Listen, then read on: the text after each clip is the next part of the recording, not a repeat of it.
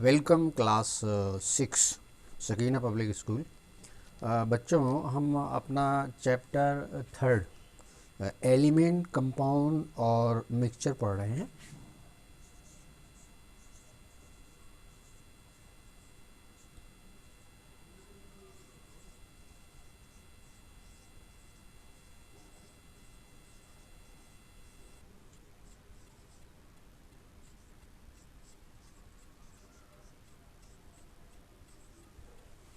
Mixtures में हम लोग डिफरेंट टाइप ऑफ मिक्सचर्स की हमने बात की होमोजीनस मिक्सचर की बात की, हमने बात की हेट्रोजीनस मिक्सचर की, हमने बात की जब हम होमोजीनस और हेट्रोजीनस की बात करते हैं तो उसमें जब मिक्सचर ऐसे आते हैं जैसे सॉलिड लिक्विड का मिक्सचर हो, लिक्विड लिक्विड का मिक्सचर हो, सॉलिड सॉलिड का मिक्सचर हो। तो हमने बताया जब सॉलिड और लिक्विड का मिक्सचर हो और अगर हम कह रहे हैं कि सॉलिड उसमें पूरी तरह डिज़ोल्व हो गया है लिक्विड में यानी सॉल्वेंट में, तो ऐसे मिक्सचर को हम होमोजीनस मिक्सचर कहते हैं।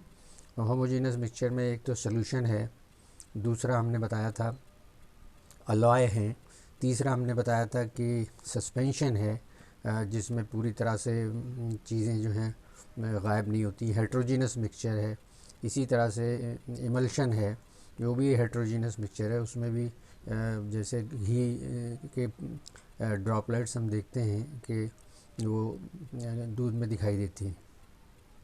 तो इस तरह से हम इनको डिफ़ाइन करते हैं। और हमने ये भी बताया था कि लिक्विड लिक्विड में भी दो तरह के मिक्सचर हो सकते हैं। एक तो ऐसा है कि जब लिक्विड लिक्विड में बिल्कुल घुल मिल जाए तो मिसेबल लिक्विड्स कहलाते हैं, और जब लिक्विड लिक्विड में पूरी तरह से मिल ना पाए, हेट्रोजीनसली उनका जो कंसर्न हो, तो ऐसे हेट्रोजीनस मिक्सचर को हम इमिसिबल लिक्विड का मिक्सचर कहते हैं, इमिसिबल लिक्विड। अब हम बात करेंगे इनके सेपरेशन की।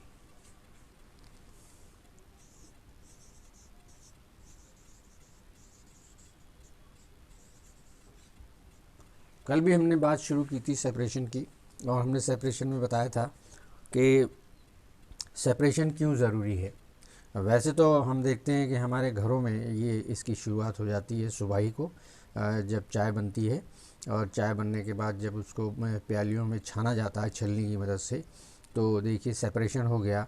जो पत्ती आपने डाली थी उस पत्ती को आपने अलग कर दिया, और जो ट्रू सॉल्यूशन है यानी जो वाटर का, शुगर का और मिल्क का जो ट्रू सॉल्यूशन बन के तैयार आया है, वो ऐसा मिक्सचर आप प्यालियों में लेके आ जाते हैं and you serve that.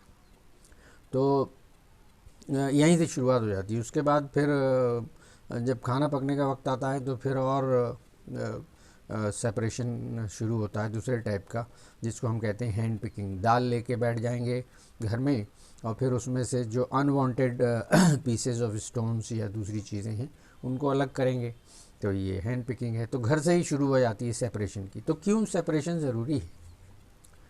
Separation के हमको कई फ़ायदे हैं। पहला फ़ायदा तो ये है कि हम किसी सब्सटेंस का इस तरह से कोई प्योर सब्सटेंस अलग करने में कामयाब होते हैं।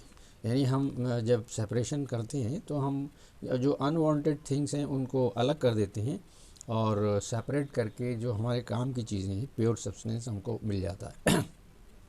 एक्सट्रैक्शन होता है बहुत सी चीज़ों का, तो हमको प्योर सब्सटेंसेस मिल जाते हैं और ख़राब चीज़ों से छुटकारा मिल जाता है। ये है सेपरेशन का फ़ायदा। केमिस्ट्री में हम कई तरह के सेपरेशन का जिक्र करते हैं, जैसे हम एवापोरेशन का जिक्र करते हैं, हम फिल्ट्रेशन का जिक्र करते हैं, सीविंग का जिक्र करते हैं, मैग्नेटिक सेपरेशन का जिक्र करते हैं, सब्लिमेशन का जिक्र करते हैं। तो आइए फिर कुछ एक एक करके थोड़ा थोड़ा उसके बारे में जानें। तो सबसे पहले हम सीविंग की बात करेंगे। सीविंग का सीधा सीधा मतलब है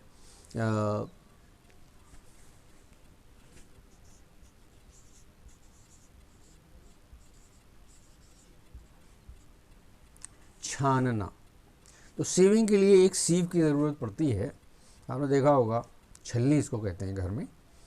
बहुत सारे इसमें सुराख होते हैं और छलनियाँ अगर आप देखने बैठें गौर से तो आप देखेंगे कि बहुत से अलग अलग सुराखों वाली, मतलब किसी में छोटे सुराख हैं, किसी में बारीक सुराख हैं। एक छलनी आटे के डब्बे में पड़ी रहती है तो उसको आटा छान कर उसकी भूसी को अलग कर लेते हैं जो कि बहुत स्मॉल साइज्ड है। कुछ बड़े सुराखों वाली छलनियाँ भी मिलती हैं जिनसे हम, मान लीजिए हमारे पास गेहूँ है, गेहूँ का साइज़ हमको मालूम है तो हम एक ऐसी छलनी का इस्तेमाल करेंगे जो गेहूँ के साइज़ से छोटे सुराख वाली होगी। तो गेहूँ के अलावा अगर गेहूँ से छोटे, यानी depend upon the size of the unwanted things, तो फिर वो छन के अलग हो जाएगी, तो ये सीविंग कहलाती। तो एक और तरीका भी है भूसी अलग करने का, जो खेतों में किसान अलग करते हैं जब वो तैयार हो जाता है उनका अनाज, तो उसमें से जो हस्क और स्ट्रॉ है उसको अलग करने के लिए वो एक तरकीब का इस्तेमाल हवा का इस्तेमाल करते हैं। वो ले के बैठ जाएंगे बहुत सारा अनाज और एक बड़ा सा पंखा चला देंगे, पंखा चलाएंगे तो उससे बहुत तेज़ विंड निकलेगी। इस विंड में वो उसको थोड़ा थोड़ा करके अनाज को डालेंगे ऊपर से उसके सामने, तो उसकी हवा से जो हल्का हस्क है, भूसी है, या जो दूसरी चीज़ें हैं जो गेहूं के दानों से हल्की हैं वो आगे की तरफ गिरेंगी और गेहूं जो है वो करीब गिरेगा। इस तरह से तकरीबन 80% सेपरेशन हो जाता है इस तरकीब से, ब्लोइंग से, विंड ब्लोइंग से। मैग्नेटिक सेपरेशन एक दूसरा तरीका है। जैसे अगर कुछ ऐसी चीज़ें हैं, मान लीजिए जैसे आप देखते हैं कि जिसको कबाड़ खाना कहते हैं, स्क्रैप में सारी चीज़ें आती हैं, प्लास्टिक भी होगी, रबर भी होगी, लकड़ी भी होगी, लोहा भी होगा। अब स्क्रैप डीलर जो हैं उस बड़े ढेर में से ये चाहते हैं कि उनका जो आयरन है, यानी मेटेलिक जो आयरन है वो उस पूरे ढेर से अलग हो जाए, तो एक बड़ी इलेक्ट्रोमैग्नेट का इस्तेमाल करते हैं। वो इलेक्ट्रोमैग्नेट का इस्तेमाल करके वो तमाम आयरन को अलग कर लेते हैं और बाकी जो रह जाता है उसमें प्लास्टिक होगी, वुड होगी और दूसरी पेपर होंगे, ये सारी चीज़ें भी बाकी रह जाती हैं। तो ये एक बड़ा सेपरेशन है। इलेक्ट्रोमैग्नेट का इस्तेमाल मेडिकल फील्ड में भी होता है। ऐसी फैक्ट्रीज जहाँ पर लोहे का काम हो रहा होता है, कटिंग हो रही होती है या फाइलिंग हो रही होती है, ऐसी जगहों पर अक्सर काम करने वाले लोगों की आँख में आयरन का बहुत बारीक पार्टिकल कभी बाय दी वे इंसिडेंटली चला जाता है। तो डॉक्टर के पास एक मशीन होती है जो वो इलेक्ट्रोमैग्नेट का इस्तेमाल करती है और उसको उस आँख के करीब लाया जाता है जिसमें वो आयरन पार्टिकल या आयरन फाइलिंग गिर गई है, और ऐसे में वो जब उसको शुरू करते हैं तो वो मैग्नेट बन जाती है और उस आयरन पार्टिकल को अपनी तरफ अट्रैक्ट कर लेती है। इस तरह से वो आँख से छुटकारा मिल जाता है। ये एक बहुत बड़ा अचीवमेंट हुआ होगा जब इसकी शुरुआत हुई होगी। इसके बाद एवापोरेशन का नंबर आता है। मान लीजिए अब आपके पास कोई एक ऐसा सोल्यूशन है जिसमें से आप उसमें डिज़ोल्व्ड सॉल्यूट को अलग करना चाहते हैं, तो आप उसको एवापोरेट करके अलग कर सकते हैं। अगर आपको दोनों चीज़ें चाहिए, वाटर भी चाहिए और जो सॉल्यूट है वो भी चाहिए, यानी सब्सटेंस जो डिज़ोल्व्ड है उसमें वो भी चाहिए, तो भी कर सकते हैं। लेकिन अगर सिर्फ जो डिज़ोल्व सब्सटेंस चाहिए तो उसके लिए एवापोरेशन के लिए आप इसको बॉयल करेंगे तो वाटर जो है वो बॉयलिंग के बाद वाटर वेपर्स बनाने लगेगा।